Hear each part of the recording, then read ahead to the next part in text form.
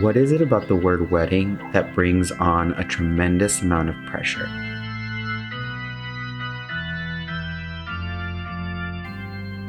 As a gay couple, do the traditions passed down about marriage from our parents ring true to us?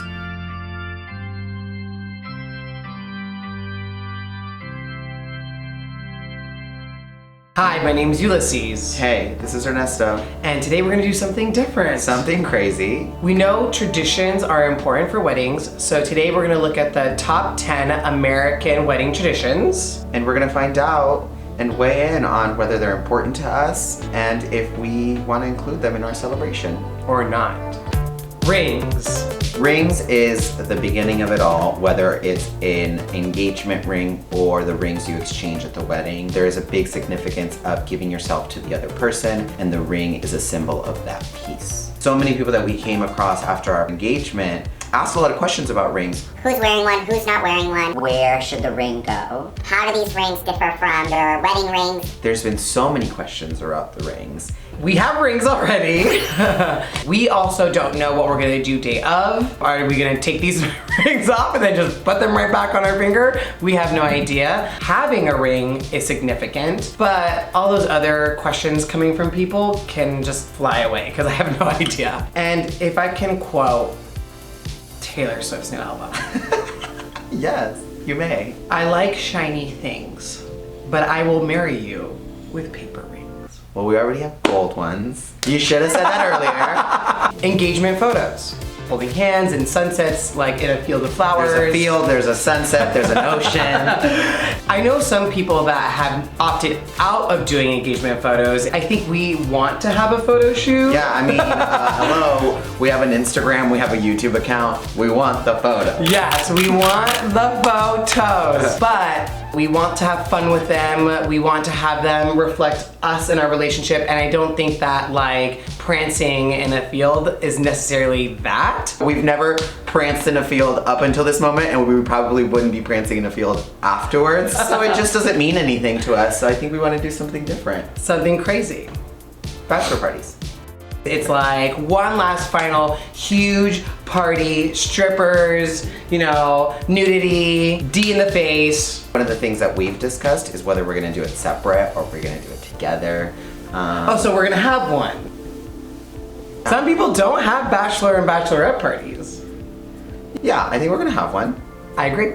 But that has been a big discussion, whether we're gonna do it together or separate. I think we should do it together. And I like the idea of having one last hurrah by myself. Gender roles. I mean, the whole celebration is based on traditional gender roles, and I think we get asked a lot of questions on how the format of all of that throughout the wedding will go. Will one of us have a bouquet? Will, you know, women stand on one side in the bridal party and men stand on the other side of the bridal party? No. Those rules do not apply here. We're about to mess some shit. Yeah. Exactly. Ceremony. It's the moment where you, in the eyes of God or whatever deity you subscribe to, it's the moment where you join the person that you're gonna marry and promise to them that this union is something that will last forever. This was one of those main pressure points when it comes to what we want as our wedding versus what other people want as our wedding. And ultimately, I feel like we've decided on not having any religious aspects. I don't know that we've decided on not having any religious aspects, actually. Oops. I can see myself doing certain things that are more religious to make my family happy. For example, if I want my mother to feel super passionate about the ceremony we have, it just validates to her that our love is that strong and that we are willing to incorporate that into our wedding. Walking down the aisle. While the groom is standing at the altar, the bride showcases herself finally to the ceremony and walks down the aisle with her father usually as he gives her away to the man. So many things going on. I'll tell you what I think. This is the biggest posturing that there is in the entire wedding. You know, The biggest what? Posturing. There's so much going on. I think Big word. is kind of like the woman is being given to the man. So to me, I think that it's not something that I would want to incorporate in our wedding. I do like the idea of the presentation of it all. Yeah, I was gonna say, as two gay men, we probably will do something that's grandiose, that's look at me. And I do like that a lot, so I will keep that and leave this being sold as property out of it. The vows. I like the idea of having vows in some aspect or another. I agree. I think it's probably, of all the traditions, the one that is the most important to me as well. It's the reason for us having this celebration. It's us coming together and promising to be with each other for as long as the money comes, you know? Changing of your last name. So traditionally, the woman will change her last name and take on the name of the man. After she's been sold to him, and after her father got the cattle and the goat and the chickens, she then has to change her name. Right, her last name. Her last name. She gets some sort of identity. I love this tradition, and I cannot wait for Ernesto to change his last name. You got me fucked up. Bleep that out. I would be super happy with both of us keeping our own last names. It's just not something that is of importance at all to me. It's not a big deal. Not a big deal. Unless you want to change your last name. Not seeing each other the night before the wedding. Don't look at the wedding dress. Don't see the bride the day before. Pretend like you haven't been fucking for months up until. Oh my God. And that's the tradition. Honestly, I don't know, but I don't think it's important for us to not see each other. It's such a superstitious thing, and I don't think that we'll carry that superstition with us, whatever we decide to do. It might be kind of cute to not see each other and then sneakishly see each other. Like, that could be kind of fun. Like, I couldn't wait. Yeah. I had to be with you right now. In the restroom. Ernesto. On floor 12.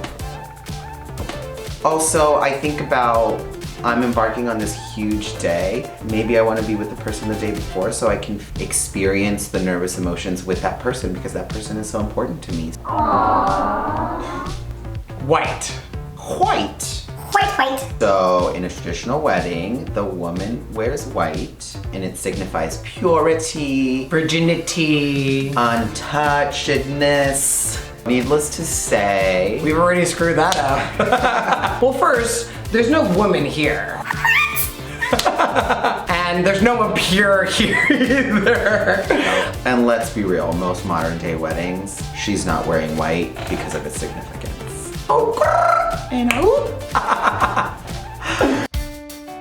At the end of the day, as a same-sex couple, we want to show everyone that we deserve a celebration of our union just as much as everybody else. But with that, we're finding that that comes with a lot of pressure to celebrate in a way that heterosexuals traditionally can relate to. But we're not straight, and we need to celebrate things in a way that feel true to who we are. I mean, we get it. Traditions are really cool and have been around for a long time, and they bring a sense of comfort and understanding for people. And as two gay men, we've been wanting to belong for a very long time.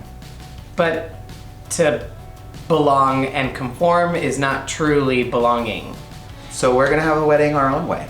And whether you're a gay couple or a straight couple, if you're getting married and you don't believe into a certain tradition, you should get married your own way too. Let's all just do what we want and love the people the way we want them. If you guys enjoyed this video, please give it a thumbs up. Smash that subscribe button, smash that like button. The notification bell, the whole thing. And we'll see you guys here next Thursday.